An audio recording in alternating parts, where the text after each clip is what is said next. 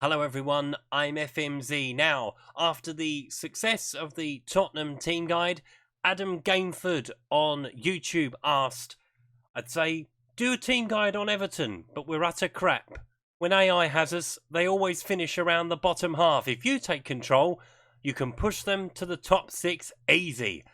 I like your confidence, Adam, but he has asked for an Everton team guide, so here it is.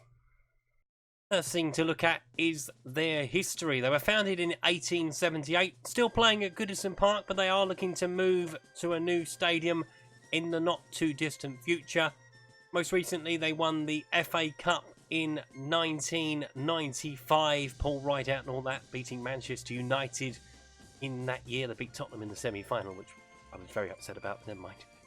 But they do have European history as well. They won the Cup Winners' Cup in 1985. Taking a look at the current squad that they have available to them. So they have Jordan Pickford, of course, England's #1 at this time. Seamus Coleman, Michael Keane, Yerry Mina, Lucas Digne, Andre Gomez, wish him well, obviously.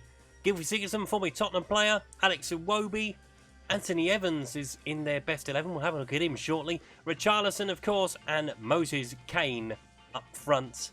Loan obligations.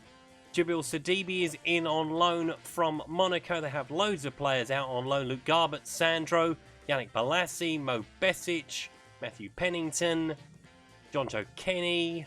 Have a lot of their youth team players out on loan. So Everton have been spending a lot of money recently in transfer windows, trying to find the right formula to get them further up the table. Taking a look at the club vision screen. So play entertaining football is a desired thing when you first start. Build a new stadium, which is coming along. That is in the 5-year plan. Work within the wage budget. That's also in the 5-year plan. At the end of the current season, they want you to be the top half of the Premier League, reach the 5th round of the FA Cup and the 4th round of the League Cup. By the end of 2021, be recognised as best of the rest and challenge for silverware. And then it's a continuation to be the best of the rest in the Premier League. So they want you to finish sort of 5th, 6th. Push for that top 4 if you can, the all-important Champions League places. Looking straight away at the club finances. Now, you've spent a lot of money already. We'll see the new signings into the Everton squad in a sec. So £10 million is your budget. Not a lot, but obviously you do have a bit of wage budget available to you, about 120 grand. I make that out to be, just about, roughly.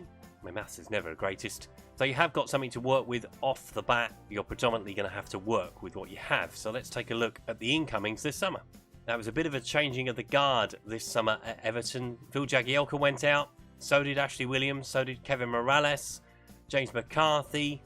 Lookman was the one that I was most surprised about, to be brutally honest, because I thought he had a bright future in this country, but he's on his way to Germany with Red Bull Leipzig, as you can see. And I've already mentioned the loan players that have gone out loan. Trezeguet was another big one that went out this summer. Obviously, you'll get Sandro, you'll get Bolasie back, you'll get Besic back. I think they could be good players for you, to be brutally honest. I'm a bit perplexed why they're out on loan. Probably why Marco Silva is struggling a little bit. But let's take a look at the incoming. So Jonas Lossell has come in from Huddersfield. Alex Iwobi has come in from Arsenal for £35 million. That's a lot of wonga for Alex Iwobi. Fabian Delph for £8.5 million. Jean-Philippe Gaman has come in for £22.5 million. There's Moses Keane, £24.5 million. Andre Gomez, £22.5 million. And I've already mentioned Djibril Sidibe on loan from Monaco. So 113 laid out to 77 coming back. That's quite a big investment for Everton. And we start with a player that's probably going to be most coveted out of the squad that you have, and that is Lucas Digne, 25-year-old French international, valued at £31.5 million, potential to be a 4-star player. He's a current ability 4-star player. I like this man, to be brutally honest, and if we had him at Tottenham, I wouldn't be disappointed. Crossing of 15, free kick taking of 16. Obviously, he's scored plenty of free kicks in the Premier League. Composure is 16, determination is 16, stamina is 16, and pace of 14 are the key attributes for him. Obviously, he has displaced long-time left-back Everton Leighton Baines, which is no mean feat. Obviously, Leighton is getting on in years now, but He is a great player, Lucadinha, and his short-term plan, he wants to win a trophy and he's excited for the chances in the FA Cup this season. So you're going to have to start winning things pretty quickly. He has got a pedigree, obviously a former Barcelona player. Moving on to midfield, and a player that excites me is Tom Davies. I've watched him for a little while and watched his development at Everton. Potential to be a 4.5-star player, currently a 3-star player. Plays in that central midfield role, but is a box-to-box midfielder. And very few Englishmen are box-to-box midfield players. Work rate at 17 is the key one that stands out. Obviously, he has still development to do at the age of 20. Been at Everton all of his life and is a homegrown player. So if you ever get into Europe, which is obviously going to be your aim, then he will count in your homegrown list.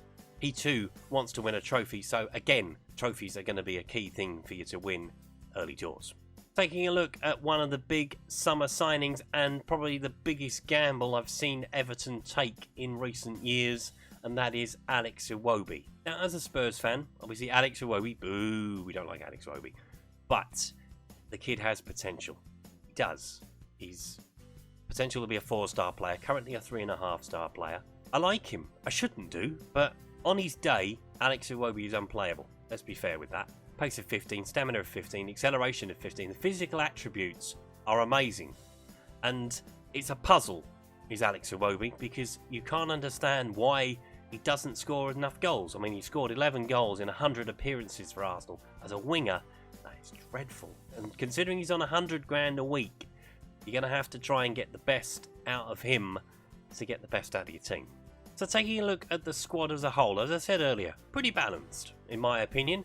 Obviously I've brought all the ages up because that was something that concerned me with Everton over the last couple of years, that their squad was aging. Obviously I mentioned earlier that they've got rid of Jagielka, they've got rid of Williams, so they've started to recycle the team and start to get the older players out of the door. But other than Tom Davies and Mason Holgate, your first team squad is all above sort of 24, 25. It's all coming to sort of its peak, which is good for you, but again, they're not really going anywhere. So looking at the goalkeepers, obviously you've got Jordan Pickford. He'll be your number 1. That's a given. That'd be Lossell and Stekelenburg for the number 2 and number 3. Obviously Stekelenburg is 36. He will probably retire, I would imagine, at the end of this season, potentially next. So you've got a decision to make there as to whether you bring in another goalie or whether you look at the development centre, which we'll take a look at shortly. Michael Keane is another one who I could have highlighted and said he's a bit of an enigma as well. Great defender on his day. Seamus Coleman is your captain, straight from the bat. We'll go on to the tactics later, but your fullbacks are probably going to be quite important to you. Morgan Schneiderlin has been around the Premier League scene for a while, 29, bit injury prone, so you may want to look to do something there. Andre Gomez is a good player and will be a good pivot in that midfield. Gylfi Sigurdsson has been around the Premier League a long time and is still at the top of his game in my opinion. You've got Bernard, he's another winger that, a bit like Alex Iwobi, you're not quite sure what you're going to get from him on his day. Theo Walcott, another player that's been around the Premier League for seems like donkey's years, and he really has, but if you can get the best out of him, then you know you're doing well. Dominic Calvert-Lewin is probably your best prospect as a striker. Umar Nias has been in and out of the team. Cech Tosin doesn't seem to have worked, but again, if you can get those two working, you have potential. Potential is a big word in football, and potentially on paper, this team is good. If you can get the players that have not been playing particularly well in real life playing properly and playing good football, you're probably onto a winner. And moving into the development centre, it's highlighted 2 first-team candidates straight away, and that's John Joe Kenny and Kieran Dow, both out on loan currently. So you've got 2 good players there that you can develop and use in the first team. As I've mentioned, Seamus Coleman is getting on. So John Joe Kenny is his direct replacement, if you like, a bit like Digne with Leighton Baines. But you've got some good young players coming through. The Everton Academy is thriving at the moment, it would seem. We're going to take a look at the one that I've mentioned right at the beginning, and that was Anthony Evans. Now, I was a bit surprised to see him in the best 11, but yeah, I can see why. Potential to be a 3-star player, currently a 2-star player, not far away from the first team the coaches reckon. Can play as a shadow striker, so he can play in the number 10 position. Was out on loan at Blackpool last year and Didn't pull up any trees, but didn't seem to do too badly. There's a player in there definitely, but I can't really see why he was in the best 11. I suppose with the young squad you're going to eventually try and have to develop, given the lack of funds, he might be a player worth moving into the first team, certainly in pre-season, and have a look at him. So what I would look at tactics-wise, I would look at tiki-taka first. I think that'll be your base point. Dominating possession, pressing, because you've got pace. You've got pace throughout the team, whether you're looking at the fullbacks, whether you're looking at the midfield, whether you're looking at the guys that play up front, pressing up, playing a high line, trying to stop the other teams playing out from the back. That will probably be the best way to go, certainly to start with, whilst you get used to it and trying to find the best formula, the best team, the best squad, sort of how you're playing week in, week out.